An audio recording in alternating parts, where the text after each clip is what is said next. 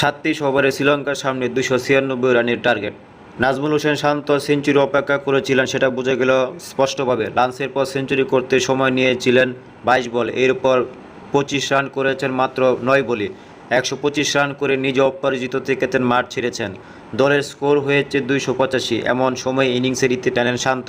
শ্রীলঙ্কার সামনে target ২৯৬ run. গেল টেস্টের পঞ্চম দিনে খেলা বাকি ৩৭ ওভারের।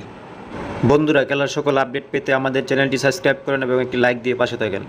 বাংলাদেশ ও শ্রীলঙ্কা খেলার এর মাঝে অবশ্যই বৃষ্টির সম্ভাবনা আছে। শ্রীলঙ্কা ম্যাচের ফল বের করতে চাইবে নাকি সময় পার করবে, এটাই দেখার বিষয়। তবে বাংলাদেশ এই মুহূর্তে আগ্রাসী বল করতে চাইবে, সেটা অনেকটাই অনুমেয়। পঞ্চম দিনের খেলা শুরুতেও ১৮৭ রানের লিড ছিল বাংলাদেশের। অপরাজিত ছিলেন শান্ত ও মুশফিকুর রহিম। দুজনের একদিনের শুরুটা ছিল সাবধানী আর ধীরগতির। সেখান থেকে অবশ্যই বাংলাদেশ খুব একটা পিছিয়েও ছিল না। লাঞ্চের আগে বৃষ্টি হানা দেয়, তার ঠিক আগের বলে মুশফিকুর রহিম রান আউট হন ৪৯ রানে।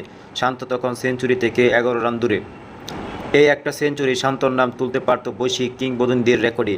তাই শান্ত সাবধানী হয়ে খেললেন। ১১ রান করতে খরচ করেছেন ২২ বল। তবে অপর পাশে স্পিনের দুর্দান্ত সুইংয়ে বোকা হয়ে ফিরতে হয়েছে লিটন কুমার দাস এবং জাকের আলী অনিককে। এরপর নাইম সঙ্গ দিয়েছেন দারুণভাবে। সেঞ্চুরির পর শান্তও ছিলেন আগ্রাসী। শেষ পর্যন্ত স্কোরবোর্ডে বাংলাদেশ জমা করে ২৯৫ রানের বড় এক লিড। দিনের বাকি সময়ে অন্তত হারতে হচ্ছে না, এমন আভাসই পেয়েই হয়তো ইনিংস ঘোষণা করেছেন শান্ত। বন্ধুরা, খেলার সকল আপডেট খবর পেতে আমাদের চ্যানেলটি অবশ্যই সাবস্ক্রাইব করেন এবং একটি লাইক দিয়ে পাশে থাকবেন।